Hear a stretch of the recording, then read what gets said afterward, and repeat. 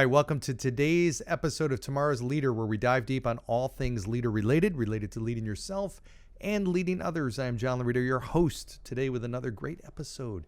Welcome back, first of all, from Thanksgiving. I hope you had some fantastic time to rest and recharge and spend great quality time with family and friends and eat lots of food. I know I did for sure, but it was seriously a fantastic holiday. Kudos to my sister and brother-in-law for putting together a dynamite Thanksgiving. So all I had to do was go over and eat. That's it. That was it. That was my job, and I did it really, really well, I gotta say. Very proud of myself. This kind of pertains to Thanksgiving. I know many of you had to travel. You might have had to drive a long distance. I talked to some people who drove hours and hours to spend time with their family, which I respect immensely. I've done that before. I remember Thanksgiving several years back, driving from Boston to down here, North Carolina, in the middle of the night. And it was hellacious, but it was well worth it, just to get down with family for a kind of a last minute plan to join them for Thanksgiving. So I know the stresses sometimes of travel like that, but I want you to just imagine something. So you're traveling, you're taking a trip, let's say that's 3 hours, and you get in the car, you look at the GPS and you verify, okay, this is a 3-hour trip based on, normal traffic conditions and all that kind of stuff. I have to be where I'm trying to get to at 3. You leave at 12. So you let your, party or family, whoever know, yeah, we're on track. Looks like we're going to be there at 3 o'clock. The great thing about GPS, now, even if I know where I'm going, I still put the GPS on. I have this habit because I just like the updates. I like to know, okay, what's my ETA? I'm just kind of maniacal about that.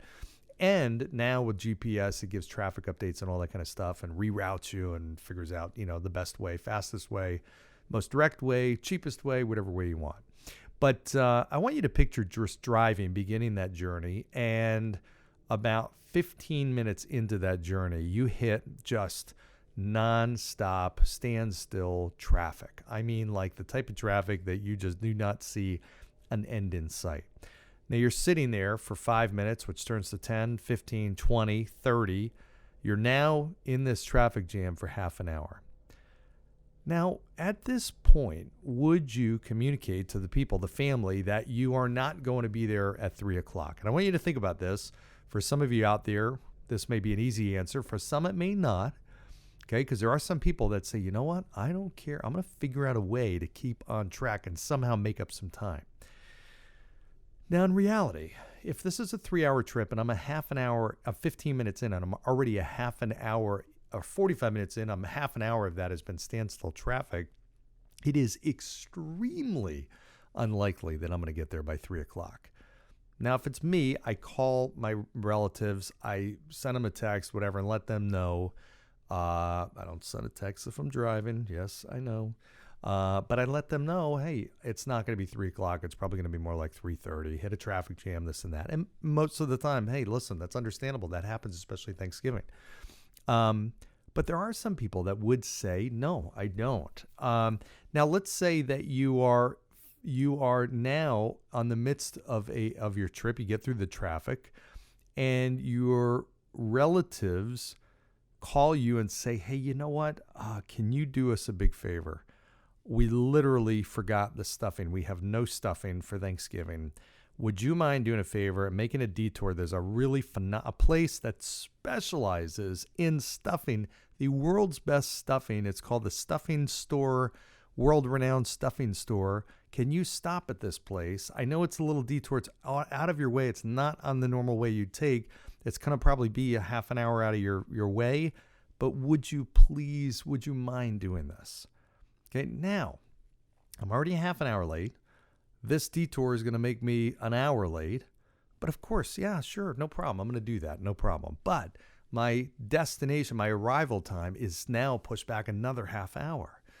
Okay, why do I bring this stuff up? Here's the reason why I bring this up. I was talking to somebody actually recently where oftentimes, and I want you to just think about a normal work situation where you have been given a project, let's say, and that project has a deadline. And there are certain things that you are expected to do, and you need to understand that you need to deliver a successful outcome or this project completed by this certain date. Maybe you got to present it to the board, you got to do whatever it is, but you have this specific deadline. What I oftentimes find is that people are on track for a certain project or deadline, and in reality, there is then something else that's added onto their plate that is going to make it near impossible to meet that deadline without compromising something else. Okay, so for example, if I'm working and putting 50% of my time on this project here, and the other 50% of time is on leading my staff or my team or whatever the case may be, if this project suddenly is going to require 60 or 70% of my time, that's going to impact my ability to do the other stuff, to lead my team, to do the other things that I'm actually in charge of doing. Now, what I find is a lot of times people are given more stuff that's put on their plate. They've got more responsibility, and they are unwilling to communicate to their leader that their estimated time of arrival is going to change, or that their delivery of this project is going to be changed, the timing of it. And I bring this up because I was there in this situation. I remember being consciously thinking, listen, I do not want to tell my leader that I'm overloaded and that I'm going to struggle to get this done or not going to be, because I felt he or she would feel that or see me as weak. Hey, you know what? Laurito can't handle that. He can't take on more stuff. And then I thought that they would not only think that, but then they'd give that extra work or that opportunity or that project to somebody else. And I wanted to be the person that did as much as possible, and it just was part of my goals. I wanted to have my hands in as much as possible. But in reality, I was doing everybody a disservice. I was doing me a disservice, because by taking on that extra work and responsibility that I truly could not handle because I was already stretched thin, I was now faced with knowing that I was going to have to let down someone somewhere, whether it's me or somebody else, because I was not going to be able to do my other tasks. It was just impossible. But instead of communicating that, I just kept that to myself, and all that did was add stress, significant amount of stress to my plate.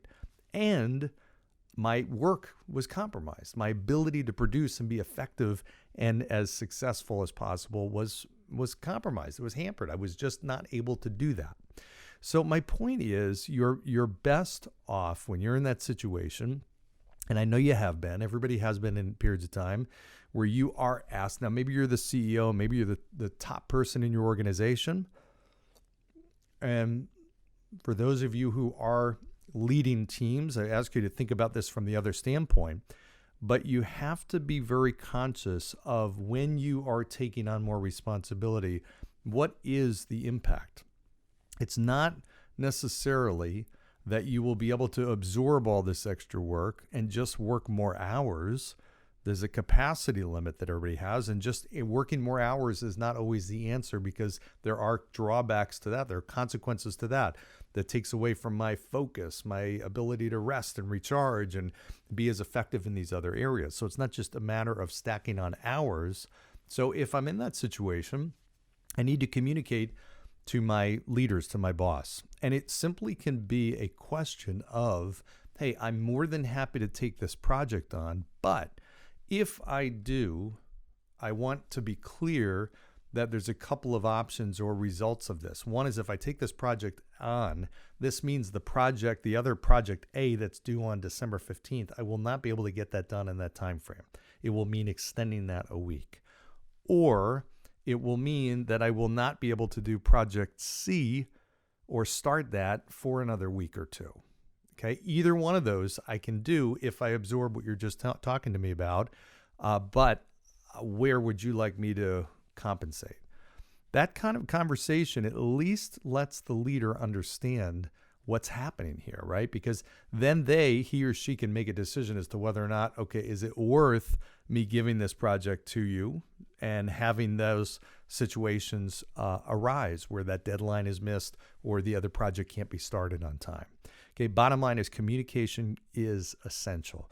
You have to communicate. And again, I was that person that said, hey, listen, I'm not going to tell anybody when I'm at my capacity because I think it's a sign of weakness. It's not.